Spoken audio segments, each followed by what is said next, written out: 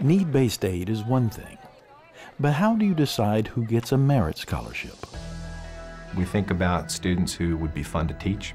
We think about students who would be fun to study alongside. We think about students who would really contribute both inside and outside the classroom here.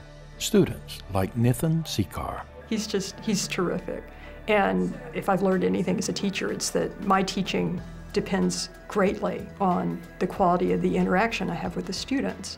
And so having a student like Nathan is really special because he cares and he participates actively, and he's also really, really smart.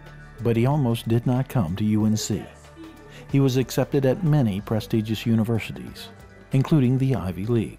But at the same time, there was this financial burden that would come about. And I'm not going to be a doctor or a lawyer. I want to go into conservation and science. So I figured I wouldn't be ever able to pay those bills back.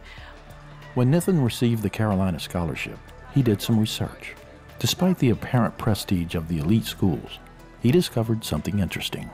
According to the objective evidence, those schools really didn't have anything that UNC didn't have. We offer them an award, and they come. And they come here and they change the way this place feels to other students, changes the dynamic in the classroom, changes the life in the residence halls. These kids make a huge difference here. But their being here depends on one thing. You know, without private donations, we wouldn't have these scholarships. So the merit-based scholarships that we have currently, we have because someone has helped us.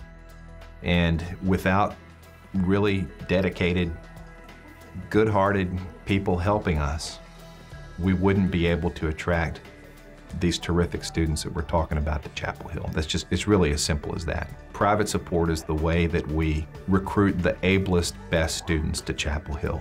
Support that comes from people like David Bannister, himself the recipient of a UNC Merit Scholarship. You know, the old philosophy of give a man a fish and he can eat for the day, teach him how to fish and he can eat for his life. If we get the right people educated well, they can do well in their lives and help others. In the long run, I want to become a scientific expert that's helping lead international efforts in conservation and sustainable development. I think that would be a really great feeling to look up one day and see a headline in a newspaper and say, you know, that was one of my kids. That was one of the people who came to Carolina because of what I was able to do to help. But I see, 20,000 of them at a game on a Saturday, or see, 5,000 of them in the student center, or see some at a play or what have you. I can think any one of those kids could be the kid who benefited from what we did. I simply wouldn't have come to UNC if I hadn't gotten that package in the mail that offered me a Carolina scholarship and said that my tuition would be taken care of for 4 years. So I'm really glad that I got it.